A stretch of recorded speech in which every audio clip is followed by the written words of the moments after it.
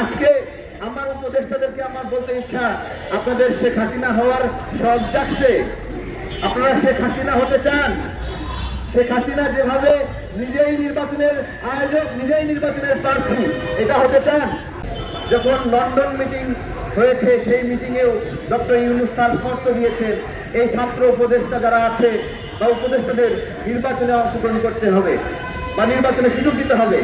তার টার্গেট আছে যে এদেরকে যেভাবে হোক এমপি হিসেবে বের করে নিয়ে আসতে হবে। আমার কথা, কাউকে এমপি হয়ে বের করে নিয়ে আসা এটা কি জনগণের দায় নাকি সরকারের দায়? যুক্তরাষ্ট্রের ১ নম্বর জিম চেইন গোল্ড জিম এখন আবারও বাংলাদেশে। বসুন্ধরা আবাসিক এলাকা ও বসুন্ধরা সিটি শপিং মলে। যে নির্বাচন আয়োজন করবে সে কি এই এজেন্ডা নিয়ে কাজ করতে পারে যে কয়েকজনকে এমপি হিসেবে বের করে নিয়ে আসবে?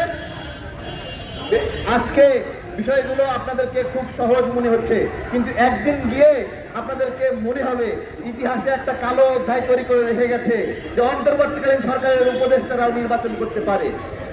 আমি বাড্ডা থেকে নির্বাচন করলাম, ওইখানে আবার জামাত বা বিএনপি সাপোর্ট দিয়ে নাহিদ ইসলামকেও নির্বাচন করতে দিল। তাহলে গত 14-15 মাস সেখানে সে সরকারের থেকে শক্তি ক্ষমতা অর্জন করে এখন আমাকে তার সঙ্গে প্রতিদ্বন্দ্বিতা করতে নেবেন? আপনারা অনেক বড় বড় দল, আপনাদের কাছে এই বিবেচনা দিলাম যে এইটা আপনাদের বিবেচনা যায় কিনা, এটা নৈতিক কিনা। আমরা তো শেখ হাসিনাকে অনেক গালি দিলাম, অনেক বকা দিলাম যে কেন সে সরকারের থেকে সুযোগ সুবিধা নিয়ে নিজেই নির্বাচনের আয়োজক এবং নিজেই প্রতিনিধি হতে চায়, প্রার্থী হতে চায়। আমরা গালি দিয়েছি না? আজকে আমার উপদেষ্টাদেরকে আমার বলতে ইচ্ছা, আপনাদের শেখ হাসিনা হওয়ার শখ জাগছে। আপনারা শেখ হাসিনা হতে চান? শেখ হাসিনা যেভাবে নিজেই নির্বাচনের আয়োজক, নিজেই নির্বাচনের প্রার্থী, এটা হতে চান? দেখেন, এটা কি কেউ অস্বীকার করবে?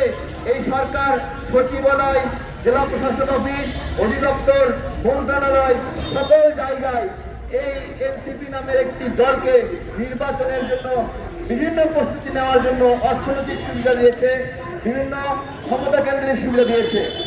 আমি